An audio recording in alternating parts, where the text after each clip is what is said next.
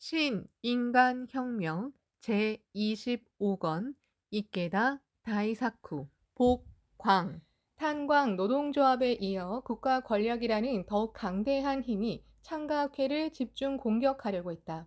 행해를 기위 힘쓰면 삼장 삼화가 분연히 다투어 일어난다. 어서 1087조. 이 말씀은 천태대사의 마하지간에 나오는 글얼이다. 아무리 시대가 변해도 그 법리는 결코 변하지 않는다. 광선유포를 가로막는 장마의 폭풍이 학회에 불어닥쳤다. 7월 3일 늦은 밤, 시마데라는 다시 다오카 하루코의 전화를 받았다. 하루코의 말에는 분노가 용솟음쳤다.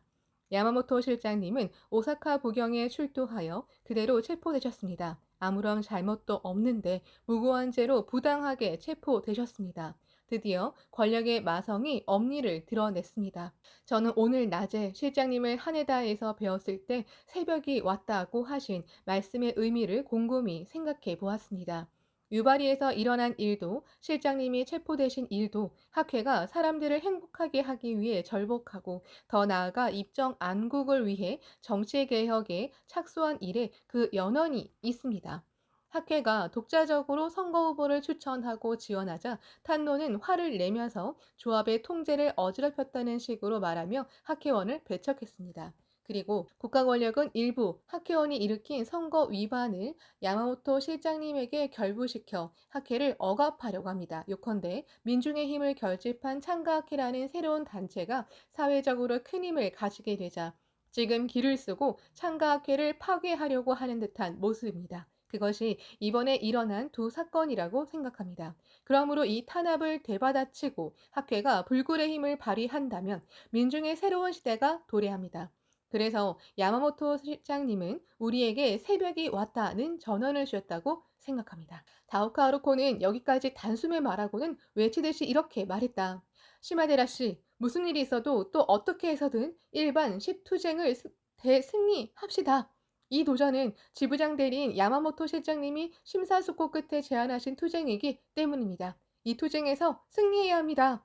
야마모토 실장님과 함께 싸우는 투쟁이고 승리해야만 새벽을 여는 일이 된다고 생각합니다. 부인부 한 사람의 온 힘을 다한 외침에 투장의 마음은 맹렬히 불타올랐다. 필사적인 일념에서 나오는 말이 생명을 꿰뚫었다. 시마데라는 다오카 하루코에게 이렇게 대답했다. 다오카 씨, 제게 맡겨주십시오. 니온바시 지구는 반드시 승리합니다. 특히 이곳 후쿠시마의 하마도리가 대승리의 성구에 서겠습니다. 유사시의 마음을 같이하여 일어설 수 있어야 비로소 진정한 단결이고 그렇게 단결하는 사람들이야말로 참된 용자이다.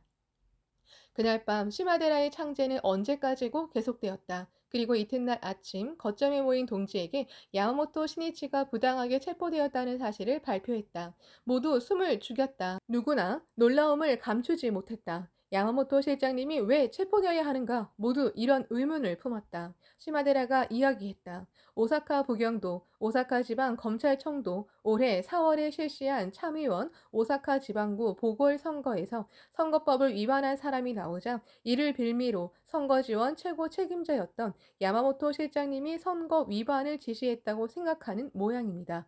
하지만 그런 일은 절대로 있을 수 없습니다. 저는 지난해 7월에 실시한 참의원 선거 때 야마모토 실장님과 함께 오사카에 지원하러 갔습니다. 그때 실장님은 아무런 사고 없이 치르는 일이 중요합니다. 위반 행위를 저지르면 절대로 안 됩니다. 라고 입이 닳도록 계속 말씀하셨습니다. 그런 실장님이 위반 행위를 지시하셨을 리가 없지 않습니까? 그 자리에 모인 동지들은 모두 그렇다 하고 생각했다. 분쿄지부 소속인 동지들은 지부의 회합 등에서 신이치에게 직접 지도를 듣고 격려를 받은 사람도 적지 않았다. 그러니만큼 누구나 정의감이 강한 신이치의 인품을 잘 알고 있었다. 시마데라가 더 한층 큰 목소리로 호소했다. 야마모토 실장님이 체포되신 배경에는 창가학회를 어떻게든 억압하려는 권력의 악질적인 의도가 숨어 있음이 틀림없다고 생각합니다. 여러분은 지난해 도다 선생님이 고리야마 역에서 후쿠시마의 동지에게 말씀하신 지도를 들으셨겠지요. 야마모토 시니치가 체포되기 한 해 전인 1956년 4월 1일 제2대 회장 도다 조세이는 지도차 센다이를 방문했다. 그 소식을 들은 후쿠시마의 동지 20에서 30명이 잠깐이라도 도다 선생님을 뵙고 싶다는 심정으로 고리야마 역 승강장에서 기다리고 있었다. 승객이 어느 정도 타고 내린 다음 도다는 열차 승강구까지 와서 멤버를 격려했다. 알겠습니까? 여러분, 대난이 다투어 일어나지 않으면 진짜의 광선유포는 할 수 없습니다. 그때 가서 깜짝 놀라면 안 됩니다. 주위에서 신심을 관철해야 합니다. 시마데라는 모두에게 호소했다. 도다 선생님이 말씀하신 그 대난이 드디어 다투어 일어났습니다. 그리고 우리 분교지부 지부장 대리인 야마모토 실장님이 표적이 되어 투옥되셨습니다. 시마데라가 조금 울음 섞인 쉰 목소리로 말했다. 멤버들은 그런 시마데라의 목소리를 듣자 어쩔 줄을 몰랐다. 오사카로 달려가고 싶은 충동에 휩싸였다. 멤버의 마음을 알아차린 시마데라는 진정시키는 듯한 어조로 이야기했다. 여러분은 야마모토 실장님을 체포하다니 국가 권력의 횡포이다. 절대로 용서할 수 없다고 생각하겠지요. 저도 그렇습니다. 하지만 지금 오사카 부경에 뛰어 들어간다고 해도 혼란을 일으킬 뿐입니다. 우리는 학회는 탄압 따위에 지지 않는다. 민중의 힘을 얕보지 마라 라고 우리의 결의를 권력의 마성에게 똑똑히 보여주어야 합니다. 그러려면 이 실현 속에서 대대적인 확대라는 실증을 나타내야 합니다. 먼저 일반 십투쟁을 반드시 대승리해야 합니다. 대성이는 시종종 버리지 않고 대난을 이겨나가는 사람은 열의 사자이니라 어서 1181쪽라고 말씀하셨습니다. 지금이야말로 필요한 때가 왔다고 마음을 정하고 강성하게 대실력을 이끌어내서 대대적으로 절복을 감행해야 하지 않겠습니까? 찬동하는 박수가 일었다. 투혼 가득한 우렁찬 외침은 모든 사람의 용기를 불러 일으키고 마음을 하나로 만들었다. 시마데라는 일반 십투쟁에 자신의 인생을 걸자고 생각했다. 시마데라는 1954년 7월에 입회했다. 분교지부장 대리 야마모토 신이치가 이케부쿠로에서 열린 자담회에 참석했는데 그는 그곳에 친구와 함께 와 있었다. 시마데라는 유도 사단으로 매우 힘이 세고 다부진 체격이었지만 위궤양과 십이지장궤양에 걸려 절망의 인생을 보내고 있었다. 신이치에게서 생명력과 병의 관계, 종교와 인생에 관한 이야기를 들었다. 그 이야기는 매력적이고 내용도 이해가 되었지만 입회하기를 주저했다. 사과도 먹어보지 않으면 맛을 알 수 없습니다. 신심도 원리는 마찬가지입니다. 결국은 실천입니다. 그럴 용기가 있습니까? 시마데라는 용기라는 말에 반응했다. 겁쟁이가 되는 것을 가장 혐오했기 때문이다. 그는 입회를 결의했다. 시마데라는 기왕할 바에는 철저하게 해보자고 마음먹고 창제와 홍교에 진지하게 힘썼다. 자신은 이미 죽은 목숨이라고 정하고 남은 목숨을 바치겠다는 심정으로 실천했다. 그러자 날이 갈수록 활력이 넘치고 의사도 놀랄 만큼 병세가 호전되었다. 시마데라는 입회한 그달에 이미 10세대를 홍교하고 반년 뒤에는 도쿄 니온바시의 반을 탄생시켰다. 그리고 멋지게 병을 극복하고 커다란 확신을 얻은 시마데라는 절복을 정말 좋아하게 되었다. 시니치는 외골의 시마데라에게 지도의 손길을 계속 보냈다. 그 시니치가 오사카 부경에 체포되어 투옥되었다. 시마데라는 마음속으로 울면서 분한 마음을 도약대로 삼아 정열을 불태웠다. 그리고 후쿠시마의 하마도리에서 일반 십투쟁을 지휘했다. 하마도리 동지들은 지금이야말로 학회의 진실을 증명하자는 마음으로 과감하게 투쟁했다. 하지만 홍교 활동이 용이할 리 없었다. 학회에 대한 악선, 전과 오해, 편견이 가득한 시대였다. 학회라는 말만 들어도 얼굴빛을 바꾸고 나는 학회가 싫다. 그런 이야기를 하려거든 두 번을 찾아오지 마라. 라고 하면서 멱살을 잡고 내주는 사람도 있었다. 많은 멤버가 폭언을 듣기도 하고 물과 소금 세례를 맞기도 했다. 멤버 중에는 근무하던 회사가 한 달 전에 도산한 장년보원이 있었다. 궁핍한 생활의 두 자녀는 병약했다. 그런 그가 20km쯤 떨어진 친구 집에 홍교하러 찾아갔다. 대화에 열중한 나머지 막차를 놓치고 말았다. 어쩔 수 없이 열차 선로를 따라 걷기 시작했다. 그의 가슴에는 이날 불법 대화가 끝날 무렵 친구가 던진 말이 꽂혀 있었다. 남의 집에 종교 이야기나 하려고 찾아오기 전에 자기 일자리나 알아보기나. 게다가 그렇게 굉장한 신심이라면 애들이 왜 그렇게 골골한가? 그냥 이렇게 맞받아쳤다. 물론 일자리는 반드시 구할 걸세. 아이들도 건강해질 테고. 그러면 그렇게 되고 난 다음에 찾아오지 그래. 이야기는 그때 가서 들어줄 테니 말이야. 친구는 시종일관 차가운 웃음을 지으며 멸시하는 듯한 말투로 이야기했다.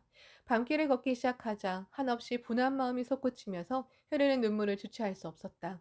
눈물에 젖은 뒷밤 위로 물방울이 후두둑 떨어졌다. 비었다. 마침 우산도 없었다. 빗줄기가 점점 더 세차게 변했다. 온몸이 흠뻑 젖었다. 집에 도착하려면 아직 멀었다. 자신이 정말 비참하게 느껴졌다. 젠장, 이런 젠장. 주체할 수 없는 분한 마음을 쏟아내며 울면서 비가 내리는 밤길을 걸었다. 2시간쯤 걸었을 때 야마모토 시니치가 분교지부 회합에서 격려한 이야기가 불현듯 떠올랐다.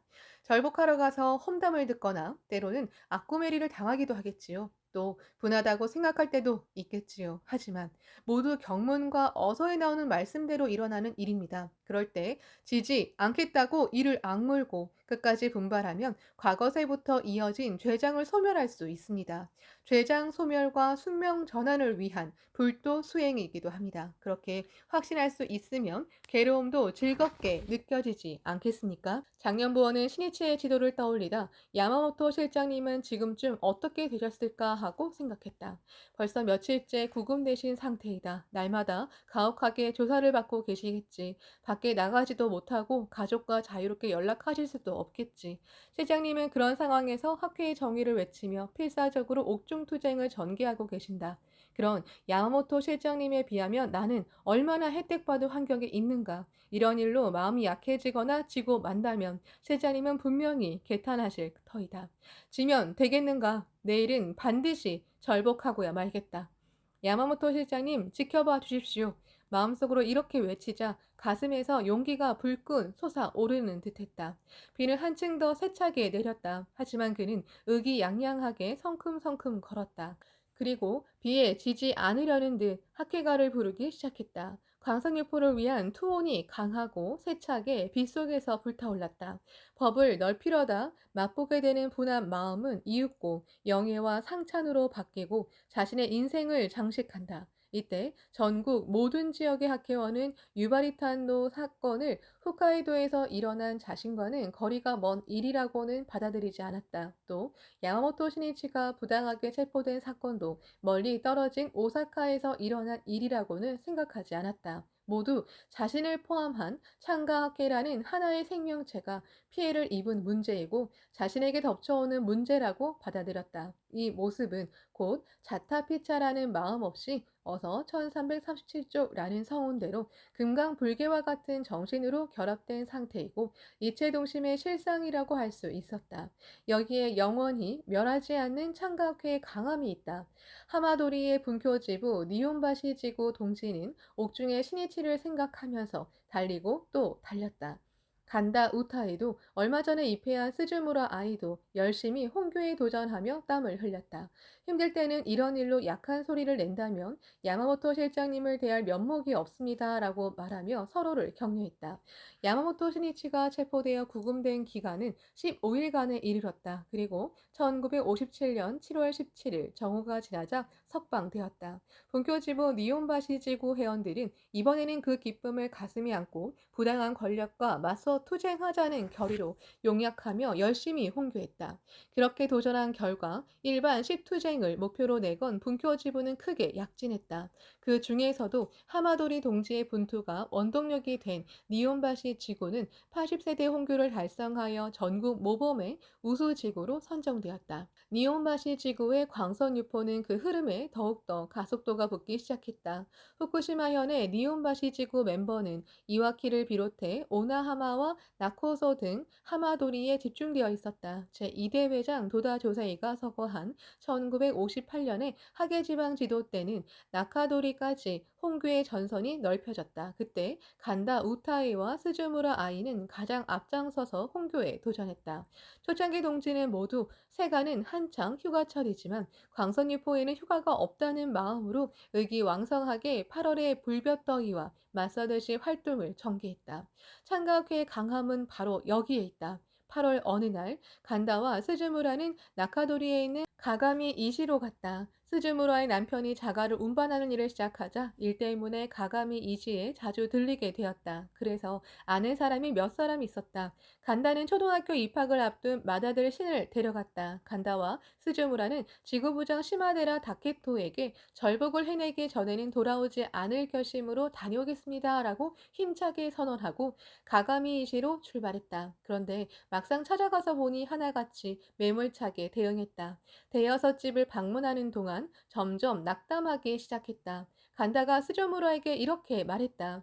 절복이 그렇게 간단한 일은 아니니까 좌절하지 않았으면 해요. 좋아지는 것은 불가사의요. 나쁘게 되는 것은 필정이라고 생각하라. 어서 1190쪽라는 결의로 도전해요. 고생하지 않고서는 길은 열리지 않는다. 광선유포의 개척은 땀과 눈물로 바위를 뚫는 일이다. 간다와 스즈무라는 가가미 이시에서 이번에는 꼭 하고 마음속으로 자신을 격려하면서 지인의 집을 방문해 불법을 이야기했다. 하지만 예정된 곳을 모두 방문하고 나자 두 사람은 완전히 의기소침해졌다. 모두 하나같이 매몰찬 반응을 보였기 때문이다. 최고의 불법을 수지하면서도 그 힘을 명쾌하게 전하여 이해시키지 못하는 자신들이 한심하고 비참하게 여겨졌다. 살갗을 태울 듯한 여름 햇살이 따갑게 내리짜는 무더운 날이었다. 옥수수밭의 실록이 눈부시리만큼 선명하게 보였다. 더 이상 갈 만한 곳도 없었다. 하지만 이대로 하지 못했습니다. 라며 돌아가고 싶지는 않았다. 간다의 아들 신이 피곤했는지 칭얼거리기 시작했다. 세 사람은 옥수수밭 옆에 주저앉았다. 신은 배가 고팠는지 탐스럽게 여문 옥수수를 보면서 저거 먹고 싶어 라고 졸랐다. 안 돼. 저건 남의 집 옥수수란다. 그래도 먹고 싶어. 안 된다니까. 신은 원망스러운 눈빛으로 어머니를 보다가 훌쩍훌쩍 울기 시작했다. 간다도 긴장한 마음이 풀어지며 참고 있던 눈물이 한꺼번에 쏟아졌다. 스즈무라도 눈물에 젖은 어머니와 아들을 바라보며 눈물을 글썽거렸다. 농사일을 나온 근처의 노부인이 길가에 주저앉아 울고 있는 세 사람을 의아하다는 듯한 눈길로 바라보았다. 무슨 일인가요? 노부인은 그냥 지나치지 못하고 말을 걸었다. 여기에서 불법 대화가 시작되었다. 간다와 스즈무라는 방금 전까지와는 완전히 바뀌어서 눈을 반짝반짝 빛내며 활기찬 표정으로 불법이 얼마나 위대한지 이야기하기 시작했다. 노부인은 두 사람이 말하는 한마디 한마디에 고개를 크게 끄덕이며 이야기를 들었다. 그리고 이윽고 입회를 결의했다. 간다와 스즈무라는 이번에는 환희의 눈물에 뒷밤을 적셨다. 지용의 사명을 단연코 완수해내자는 집념이 이러는 홍교라고 할 수 있었다. 본교지부 니혼바시 지구는 후쿠시마에서 착실하게 홍교를 확대하여 1958년 10월에는 하마도리의 두 개 지구를 새로이 탄생시켰다. 이와키 지구와 나코소 지구이다. 이와키 지구 지구장은 간다 우타에의 남편 도메타로가 맡고 지구 담당호 현 지구 부임부장은 우타이가 맡았다. 또 나코소 지구 부장은 스즈무라 아이의 남편 히로타카가 맡고 지구 담당원은 스즈무라 아이가 맡았다. 이렇듯 초창기에는 홀로 서서 홍교의 홍교를 거듭하여 조를 만들고 반을 만들고 지구를 만드는 투쟁을 했다. 광선유포의 투쟁을 일으켰기 때문에 괴로운 일도 슬픈 일도 그리고 분한 일도 수없이 겪었다. 남모르게 몇 번이고 눈물을 흘렸다. 하지만 그럴 때마다 숙명의 쇠사슬이 하나하나 끊어지고 있음을 확실히 느꼈다. 그리고 어떤 고난이나 시련에도 지지 않는 용기와 환희가 온몸에 용솟음치고 있음을 실감했다. 동지들은 모두 병고나 경제고, 가정불화 등의 괴로움을 안고 있었다. 하지만 지영보살의 사명에 눈을 뜨고 광선유포의 대도를 걷기 시작하자 마음속으로 계속 괴로워하던 문제가 마치 손톱 주변에 일어난 작은 손 거스러미처럼 하찮게 느껴졌다. 동지의 흉중에는 저 친구를 어떻게 해서든 구하고 싶다. 우리 지역을 더욱 광선유포하고 싶다는 커다란 고뇌가 가득했다. 참으로 그 고뇌는 지영보살의 고뇌이고 부처의 고뇌였다. 그 경애는 이미 비에 우는 수명의 골짜기에서 높이 날아올랐음을 뜻했다. 의정은 불이이다. 주체인 중생의 심신과 환경은 서로 때려야 뗄 수 없는 밀접한 관계에 놓여 있다. 그러므로 자신의 경애가 변형되면 현실의 상황도 바뀌지 않을 리 없다. 사실 광선유포를 위해 즐겁고 기쁘게 달리는 동지들은 앞다투어 공덕의 꽃을 피우고 인간혁명하고 순명전환하는 실증을 나타냈다. 그리고 그러한 환희와 확신이 홍교에 더욱 커다란 힘이 되었다.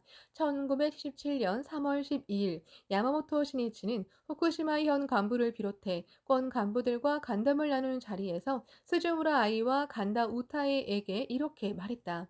두 분은 오직 광선유포와 사람들의 행복을 위해 앞장서 오셨습니다. 앞으로도 그런 존귀한 삶의 자세를 관철해 주시기 바랍니다. 거기에 인간으로서의 진실한 광채와 행복 그리고 인생의 승리가 있습니다. 간담회에서는 후쿠시마 문화회관의 각 회합실에 이름을 지어달라는 요청도 나왔다. 알겠습니다. 1층에 있는 다다미 회합실은 상락회관이라고 합시다.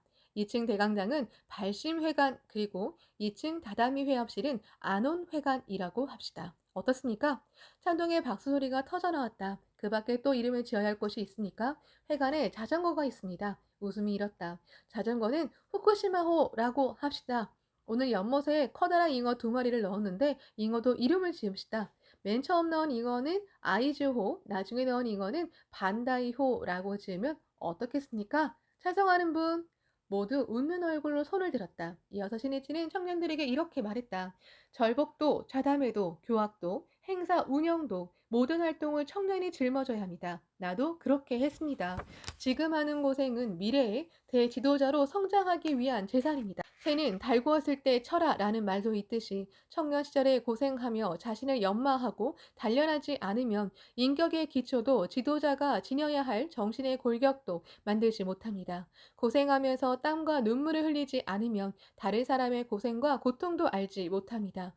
나는 그런 리더를 만들고 싶지 않습니다. 여러분의 아버지와 어머니는 지금까지 필사적으로 투쟁했습니다. 청년이 일어서야 초창기 선배들도 안심할 수 있습니다. 프랑스의 문호 에밀 졸라는 청년에게 보내는 편지에 여러분은 여러분 자신이 완수해야 할 임무를 정열에 불타는 중장년이나 고령자가 수행하고 있다. 그런데도 부끄럽지 않는가? 라고 썼다. 3월 12일 저녁에는 장년부 부인분의 대표가 참석한 가운데 제2회 후쿠시마 문화회관 개관 기념근행회가 열렸다. 야마모토 신이치는 이 회합에서 후쿠시마현은 독자성을 살리면서 새로운 광선유포의 모범 지역으로 만들었으면 한다고 간곡히 부탁한 다음 창가학회 회장인 자신의 심경과 결의를 이렇게 말했다. 나는 회장에 취임한 순간부터 지금까지 정말로 마음 편히 지낸 적이 없습니다. 모든 학회원이 행복해지기 전에 내 기분이 상쾌하게 된다면 잘못이다. 지도자로서 실격이다 라고 마음속에 정해놓았기 때문입니다. 또 태도가 거만한 간부 때문에 회원 여러분이 힘들어한다는 말을 듣게 되면 살점을 도려내는 듯이 괴롭습니다. 또 회원 여러분이 행복해지고 복운이 가득 넘치는 즐거운 인생을 살지 못한다면 회장이 된 의미가 없다고 나 자신을 언제나 훈계하고 있습니다. 나는 여러분이 신심해서 다행이다. 학회원이라서 다행이다. 이렇게 행복해졌습니다. 라고 진심으로 말할 수 없게 된다면 죄송하다는 심정으로 이곳 후쿠시마에 와 있습니다. 실은 이 마음이 창가학회 회장의 정신입니다. 그리고 신이치는 학회 활동의 의의를 언급했다. 창가학회는 니치랜드 성인의 말씀대로 광선유포를 추진하는 지용보살의 단체입니다. 그러므로 학회 활동 이외에 현대에 할 수 있는 불도 수행은 없습니다. 학회 활동은 사람들에게 절대적 행복의 길을 알려주어 인간의 생명을 변혁하고 사회를 번영하게 하고 세계 평화를 실현하는 유일한 직도입니다. 학회 활동은 화려하지도 않고 눈에 띄지도 않는 일입니다. 하지만 부처의 사자로서 실천하는 행동이고 지용보살로서 실천하는 성업입니다. 그렇기 때문에 진지하게 학회 활동에 힘쓰면 부처와 보살의 위대한 생명이 용연하고 자신의 생명이 정화되어 환희와 복원에 감사입니다. 초창기 동지의 대부분은 병고나 경제고 등 여러 가지 괴로움을 안고 있으면서도 광선유포를 위해 발랄하게 동분서주했다. 그 까닭은 학회 활동을 하면서 자신의 생명에 맥동하는 환희를 실감했기 때문이다. 그리고 대지를 향해 쏜 화살은 반드시 대지를 맞추듯이 반드시 행복해질 수 있다는 강한 확신이 있었기 때문이다.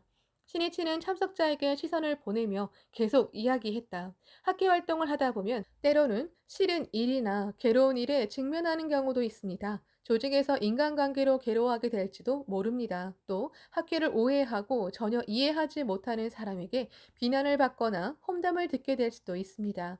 대성이는 수행의 가지를 잘리고 구부러뜨려지는 것은 의심이 없느니라 어서 1136조라고 말씀하셨습니다. 일생성불을 이루고 광선유포라는 대원을 성취하기 위한 불도 수행이므로 힘든 것은 당연합니다.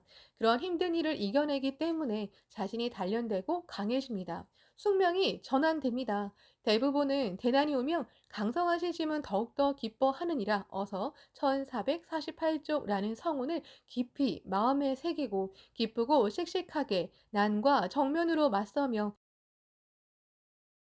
강성하게 신심하기 바랍니다. 신이치는 근행기가 끝난 뒤에도 2층 로비에서 참석자들에게 말을 건네며 거듭 격려했다. 그리고 20명 안팎의 대표 간부와 근행하고 간담을 나눴다. 그때 어느 장년부 간부가 손을 들고 이렇게 질문했다. 조반 탄전의 탄광은 지난해 가을에 모두 폐쇄되었습니다. 눈물 흘리는 심정으로 어쩔 수 없이 다른 지역으로 옮긴 멤버도 있고 어떻게든 이와키시에 남고 싶어 지금도 필사적으로 다른 일을 알아보는 멤버도 있습니다. 그런 멤버를 어떻게 격려하면 좋겠습니까?